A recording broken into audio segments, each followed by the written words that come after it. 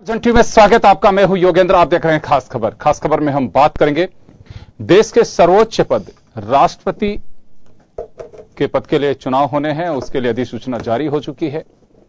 दोनों तरफ से कवायदे की जा रही हैं। कांग्रेस 9 पार्टियों के साथ मिलकर के राष्ट्रपति बनाने की तमाम संभावनाओं को तलाश रही है। वहीं एनडीए अपने साथी दलों के साथ भाजपा की लीडरशिप में राष्ट्रपति का कोई प्रत्याशी तय करना चाहते हैं।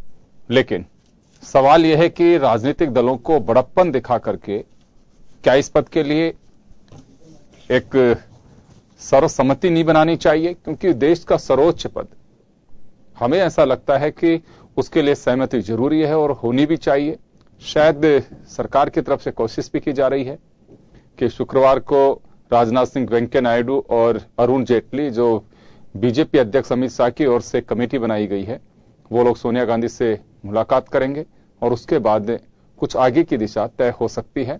23 तारीख को बीजेपी ने ऐलान किया है कि वो अपने प्रत्याशी का पत्ता खोलेंगे, क्योंकि 25 तारीख को नरेंद्र मोदी अमेरिका दौरे पर जा रहे हैं। शायद उससे पहले कुछ स्थितियां साफ हो पाएंगी। लेकिन राष्ट्रपति के चुनाव को लेकर के, प्रत्याशी चयन को लेकर के किसका क्या रुख है, किस तरह से चाहते हैं, क्या मंसूबे हैं देश की सियासत के, हम उन 4 ऐसे चेहरे आपको दिखाना चाहेंगे जिनका इस चुनाव को लेकर के क्या मानना है। पार्टी ने अपोजिशन के नेताओं को कांटेक्ट शुरू कर दिया है आज से, तो इसलिए अभी तो प्रोसेस शुरू ही हुआ है। इसलिए ऐसे हालात में कोई फाइनल कैंडिडेट चुनना असंभव है। अगले कुछ दिनों में इस सब कमेटी की दोबारा मीटिंग होगी, तो शायद उसमें हम विस्तार से चर्चा कर पाएंगे। कौन कैंडिडेट होगा राष्ट्रपति का, प्रधानमंत्री के बाकी सब आईवास है। लेकिन पहले सारे विपक्ष ने कहा है कि सत्ता पक्ष को चाहिए कि राष्ट्रपति के पद पर ऐसे व्यक्ति को लाएं और उसके लिए कॉन्सेंसस तैयार करें जो सबको अच्छा लगे। तो ये जो विपक्ष ने अपनी राय प्रकट कर दी है सामूहिक तौर पर, तो लोग एक्सपेक्ट कर रहे हैं कि अब केंद्र सरकार और सत्ता पक्ष कुछ इसके लिए पहल करे, और उसके बाद जहां तक विपक्ष को उम्मीदवार तय करने का सवाल है, उसमें कितना मिनट लगेगा। सभी पॉलिटिकल पार्टी से बात करेंगे, तो we will make our efforts in the direction to evolve a broad consensus and then also try to seek support. That's what we are going to do. It will be done in true spirit of democracy, and I appeal to all, going by the mandate of the people. The mandate of the people is for this government.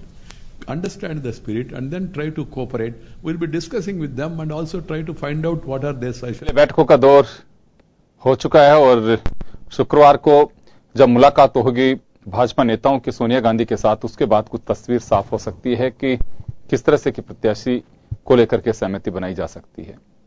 यहां 2 चीजों को लेकर के प्रतिपक्ष और सत्ता पक्ष दोनों के बीच पेच फंस सकता है। और एक बात यह है कि नरेंद्र मोदी जिस तरह से एक उदारवादी छवि को आगे रखते हुए वो चाहते हैं कि ऐसे प्रत्याशी का चयन किया जाए जो सर्वसम्मति बन सके, प्रतिपक्ष को भी उस पर कोई आपत्ति ना हो, क्योंकि एक पहल की जा रही है कि प्रतिपक्ष और सब मिलकर के राष्ट्रपति के लिए एक आम राय बना करके प्रत्याशी का चयन किया जाए। दूसरी तरफ राष्ट्रीय स्वयंसेवक संघ, जो सूत्रों से जानकारी मिलती है, उनकी इच्छा है कि अभी नहीं तो कभी नहीं राष्ट्रीय स्वयंसेवक संघ की पृष्ठभूमि से जुड़ा व्यक्ति को राष्ट्रपति होना चाहिए। मोदी के लिए एक चुनौती यह होगी राष्ट्रीय स्वयंसेवक संघ को किस तरह से तैयार करें, और प्रतिपक्ष के भी एक जो चुनौती मान के चल रहा है सत्ता पक्ष कि उदारवादी छवि को किस तरह से तय किया जाए। अगर राष्ट्रपति के लिए कोई राष्ट्रीय स्वयंसेवक संघ की पृष्ठभूमि का व्यक्ति होता है तो क्या प्रतिपक्ष उसे पचा पाएगा, क्योंकि नीतीश का जो बयान था अभी उसमें साफ इंगित है। लालू प्रसाद यादव पहले इस बात को लेकर कह चुके हैं कि एक धर्मनिरपेक्ष चेहरा राष्ट्रपति के लिए होना चाहिए और उसी पे कोई सहमति बन सकती है। तो धर्मनिरपेक्ष चेहरा कौन होगा, कैसे होगा, ये तो सब कुछ दिन में तस्वीर साफ होगी। लेकिन 2 चीजें अभी जो हैं वो नरेंद्र मोदी के सामने एक चुनौती के रूप में होंगी। पहला प्रतिपक्ष को मनाना, दूसरा राष्ट्रीय स्वयंसेवक संघ को मनाना। खैर चले, हमारे पैनलिस्ट हमारे साथ में, उनसे चर्चा करेंगे और उनसे जानना चाहेंगे कि क्या वास्तव में ऐसा लगता है कि ये देखिए, यूं तो हम बात करें तो जिस स्तर पे हम चर्चा कर रहे हैं वो उन लोगों के सोच से थोड़ा सा डिफरेंट है कि राष्ट्रीय स्तर पे क्या होता है। कार्यकर्ता सिर्फ ये कह सकता है कि ऐसा होना चाहिए, ऐसा लगता है, सहमति बन सकती है, लेकिन तय राष्ट्रीय स्तर पे होगा कि किसको पार्टी चेहरा बना करके आगे लेके आती है जिसपे सहमति बन सके। हमारे साथ आलोक भारद्वाज भाजपा नेता इस वक्त हैं और आरसी चौधरी कांग्रेस नेता हमारे साथ में हैं। आरसी चौधरी जी, मैं आपसे जानना चाहूंगा कि 9 दलों को लेकर के आप लोगों ने भी बुधवार को पार्लियामेंट में गुलाम नबी आजाद के कमरे में एक बैठक की है। सर्वसम्मति की बात बहुत दूर है, अभी तो एक प्रारंभिक बैठक जो आजाद कह रहे हैं वो ये, उसमें भी थोड़ा सा मतभेद भी निकल करके सामने आए हैं। क्या लगता है आपको कि स्थितियां कुछ ऐसी बननी चाहिए कि राष्ट्रपति के पद का जो चेहरा हो ऐसा हो कि जिससे सर्वसम्मति बन सके, या फिर केवल बस एक चुनाव ही कराया जाना चाहिए, सत्ता पक्ष अगर कोई प्रत्याशी लेकर के आता है तो हमें मंजूर नहीं होगा? क्योंकि अब ये कोई नई परंपरा भी नहीं होगी, इससे पहले भी कई मर्तबा इस तरह की स्थितियां बनी। अटल बिहारी वाजपेयी के वक्त एपीजे अब्दुल कलाम आए, उनके नाम पर सर्वसम्मति बनी, उससे पहले भी कई बार इस तरह की स्थितियां बनी है। तो क्या लगता है आपको कि इस परंपरा को आगे बढ़ाना चाहिए? निश्चित रूप से अगर कहीं पे कोई ऐसा चेहरा लगता है कि वो जो भारत का जो संविधान है उस संविधान के अनुरूप उस चेहरे की जो परछाई है पूरे देश के अंदर जाती है, तो निश्चित रूप से अगर कोई ऐसी बनता है तो ये परिपाटी अगर कहीं पे कोई बनती है तो इसमें कहीं कोई अतिशयोक्ति नहीं हो सकती कि उसको नहीं बढ़ाया जाए। क्योंकि जिस प्रकार से कलाम साहब का जैसे आपने जिक्र किया, कलाम साहब आज भी हर किसी भारतीय नागरिक के जहन में है। वो उनके जो काम था, उनका जो कॉन्स्टिट्यूशन के प्रति एक जो धर्म ग्रंथ की तरह कहूं मैं तो उसमें शायद कोई अतिशयोक्ति ना हो। उन्होंने इस मुल्क को एक बहुत बड़ी जो विश्वास किया वो पूरा उस पर खड़े उतरे और उस कॉन्स्टिट्यूशन की उन्होंने रक्षा की। तो अगर कहीं कोई ऐसा चेहरा निकल के आता है तो उसमें सर्वसम्मति पहले भी बनी है तो अभी भी बनने में कहीं कोई दिक्कत नहीं हो सकती। चलिए, बड़प्पन आलोक जी, सरकार को दिखाना पड़ेगा सत्ता पक्ष इन मुद्दों पर सर्वसम्मति बनाना, यानी कि कह सकते हैं कि देश की इस राजनीतिक स्थिति से पार पाने के लिए आपको फ्लोर मैनेजमेंट करना पड़ेगा। वो कैसा आप कर पाते हैं? हालांकि जिन दिग्गजों को आप लोगों ने कमेटी के सदस्य बना करके आगे किया है, कोई अतिशयोक्ति नहीं है कि उनका कद, उनकी राजनीतिक पहचान, उनका प्रतिपक्ष में पैठ, ये सब अपने स्तर पे और मजबूती के साथ में रखते हैं। लेकिन जैसे मैंने कहा कि ये फ्लोर मैनेजमेंट है नरेंद्र मोदी का, अमित शाह का। अब वो कैसे इसे सर्वसम्मति से बना करके और आगे बढ़ा पाते हैं, देखने वाली बात होगी। इसमें भी कोई संदेह नहीं है कि अब ये मान के चल रहे हैं कि एनडीए की ओर से जो कैंडिडेट होगा उसका राष्ट्रपति बनना तय है।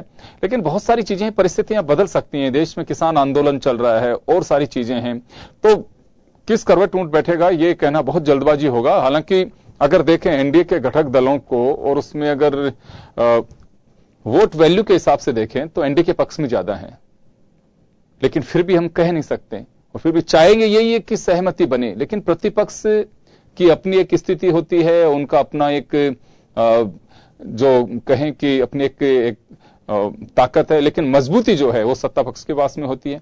सत्ता पक्ष को चाहिए कि अब वो किस तरह से स्थितियां बना पाते हैं। तो पहल तो आप ही लोगों को करनी पड़ेगी। क्या माना जाए कि ये जो पहली कड़ी है वो सोनिया गांधी से मिलने की है। कुछ इसमें ऐसे संकेत दिए जा सकते हैं कि हाँ बिल्कुल सहमति के आसार बन रहे हैं और बनाने के लिए बीजेपी या उनके जो घटक दल हैं, संगठक दल हैं, वो लोग भी सहमति बना पाएंगे और आगे इस कोशिश को बढ़ा पाएंगे।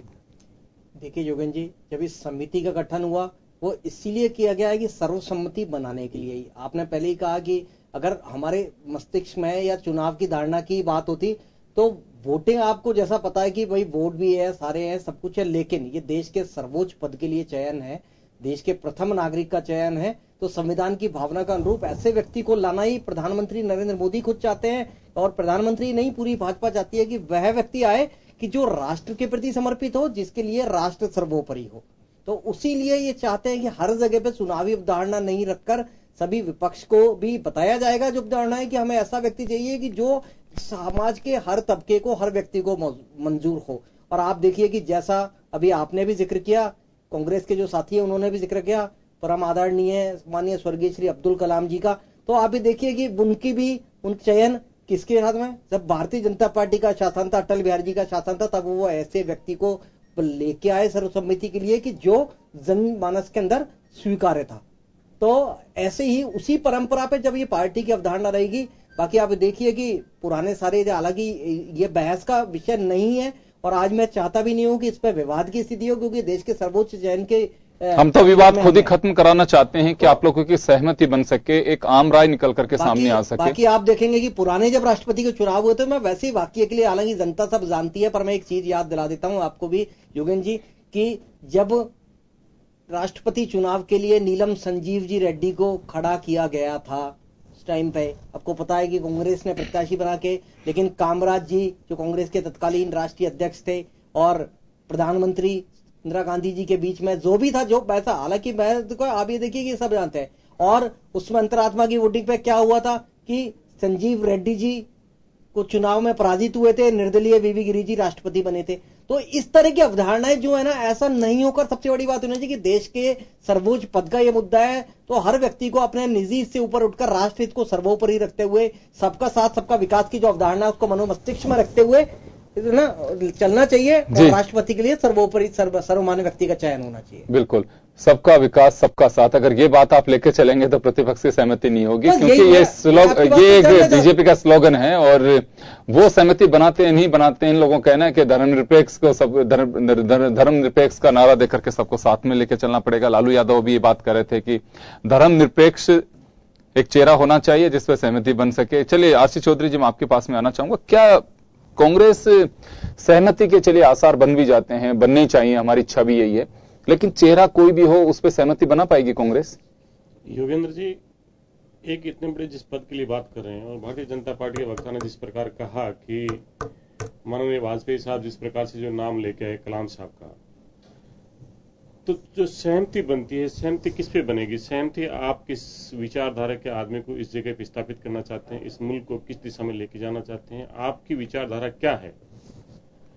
भारतीय जनता पार्टी अगर कहीं पे कोई उम्मीदवार घोषित करना चाहती है तो भारतीय जनता पार्टी कहीं अपना नाम उनके अगर कोई जहन में हो, 1 हो, 2 हो, 3 हो, तो निश्चित रूप से उन्हें पटल पर रखने चाहिए कि ये हमारी पार्टी के लोगों की भी, ये वैसे तो चुनाव इनडायरेक्ट है, लेकिन कहीं ना कहीं जो देश के जो लोग हैं उनके चुने हुए जो जनप्रतिनिधि हैं, तो इनडायरेक्ट रूप से उन देश के लोगों का प्रतिनिधित्व होता है, तो वहां पे ये नाम लेके जाएं। सर्वसम्मति कैसे बनाना चाहते हैं, सर्वसम्मति की भावना क्या है? कहीं ना कहीं भारतीय जनता पार्टी को भी अंदर खाते ये लगता है कि जहां पे जो स्टेट्स के अंदर अलायंस में जहां पे सरकारें हैं और जिस प्रकार वो बहुत से मुद्दों पे बिखराव की बात करते हैं, अलग बात करते हैं, तो लगता होगा कहीं ना कहीं अगर ऐसी स्थिति होती तो निश्चित रूप से जिस प्रकार से संघ की पृष्ठभूमि से चले आ रहे हैं और सरकार की जो दिशाएं वो संघ तय कर रहा है, तो कहीं ना कहीं संघ की विचारधारा के आदमी को ही वो आगे लेके जाते। लेकिन संघ की विचारधारा इस मुल्क की विचारधारा नहीं हो सकती। इस मुल्क की विचारधारा इस देश का संविधान है। इस देश के संविधान की विचारधारा को जो आत्मसात कर सकता है और जो लोगों के जहन में उतर सकता है, वही प्रत्याशी के तौर पे अगर होगा तो ज्यादा बेहतर होगा। दूसरा, उन्होंने जिस प्रकार से संजीव रेड्डी जी का जो दिया, उसमें कौन सी अतिशोक्ति होगी? जब उन्होंने अगर ये कहा कि आत्मा की आवाज से अपना वोट दे, जो आदमी चुना हुआ जनप्रतिनिधि कहीं पे जाता है उसमें चुना हुआ ही जनप्रतिनिधि वोट डालता है, एमएलसी का कोई मेंबर तो वोट डालता नहीं। तो चुना हुआ जनप्रतिनिधि अपने क्षेत्र के लोगों की नुमाइंदगी करता है और उसका विश्वास लेके जाता है, और उस विश्वास से अगर वो कहीं पे वोट चुनता है, और राष्ट्रपति का चुनाव तो लड़ने का जो कुछ क्राइटेरिया है, उस क्राइटेरिया के बाद में चुनाव लड़ने का अगर उसमें एलिजिबिलिटी है तो वो चुनाव की प्रक्रिया में जा सकता है। तो इस प्रकार की इस संवैधानिक पद के लिए इतने तुच्छ बयान देके और इस पद की गरिमा को आघात लगाने का जो बात है वो कहीं ना कहीं इस तरह की होनी नहीं चाहिए। मानसिकता अगर आपको एक पटल की है, कॉन्स्टिट्यूशन की है, तो कॉन्स्टिट्यूशन मेरा सवाल ये तो बहुत बढ़िया बात है कि अच्छी बात है कि सहमति बननी चाहिए, आम राय बनाएं आप लोग, बहुत अच्छी बात है। हम तो कहेंगे भी ये कि देश के सर्वोच्च पद के लिए आम राय होनी चाहिए। सवाल यहां पे ये है कि चेहरे को लेकर के जो बात है, क्या चेहरा कोई भी होगा? क्योंकि मैंने देखिए पहले कहा कि नरेंद्र मोदी के सामने 2 चुनौतियां हैं। एक चुनौती यह है कि प्रतिपक्ष को किस तरह से एक राय किया जाए, उन्हें साथ लिया जाए, और दूसरा राष्ट्रीय स्वयंसेवक संघ को किस तरह से मनाया जाए। क्योंकि अंदर खाने से बात यह आ रही है कि राष्ट्रीय स्वयंसेवक संघ वो चाहता है कि अपना कोई फेस राष्ट्रपति होना चाहिए। ये पहली मर्तबा जब इतनी मेजोरिटी के साथ अगर हम नहीं बना पाएंगे तो पता नहीं भविष्य में कोई राष्ट्रीय स्वयंसेवक संघ का नेता को बन पाएगा कि नहीं बन पाएगा। ये तो भारतीय जनता पार्टी को तय करना है कि उनका चेहरा कौन हो सकता है। अगर संघ का दबाव हो और संघ के एजेंडे को अगर उन्हें आगे लेके जाना है तो सर्वसम्मति तो सबसे पहले घर में बनानी पड़ेगी। जिस पार्टी की नुमाइंदगी कर रहे उनकी बनानी पड़ेगी। वहां से नुमाइंदगी से आप नाम लेके अगर आ रहे हो और उस पर अगर विपक्ष सहमत होता है और विपक्ष को एक नहीं बहुत सी पार्टी है, तो वो प्रक्रिया सबसे पहले अपने घर के अंदर जिस जगह पे आप हो वहां से लेके आई कि आपका उम्मीदवार कौन हो सकता है, उनसे पूछ लीजिए, संघ से पूछ लीजिए कि ये उम्मीदवार हो सकता है या नहीं हो सकता। ये तो उनकी पार्टी को तय करना है, वो उनके घर का मुद्दा है, किसको तय करें या किसको नहीं करें। लेकिन सबसे पहले अगर वो सर्वसम्मति का प्रयास करते हैं तो निश्चित रूप से अपने परिवार की सहमति है वो जनता के सामने या अपने दूसरे जो संगठन है उनके सामने जाहिर करनी चाहिए। जी आलोक जी, एक चुनौती पार्टी के सामने, आप लोगों के सामने प्रतिपक्ष को मनाने की, प्रतिपक्ष क्योंकि जो कवायद है उसको लेकर के लगता है कि आप लोगों की इच्छा शक्ति आप लोगों की भी है कि एक राय होनी चाहिए, एक आम सहमति से प्रेसिडेंट के कैंडिडेट का चयन होना चाहिए। अच्छी बात है कि आप लोग इस बात को आगे बढ़ाएंगे, तो मुझे लगता है कि काफी हद तक जो बातें आपस में टकराव की जो स्थितियां बनी हुई हैं कि मनभेद और मतभेद दोनों एक साथ काम कर रहे हैं, उसको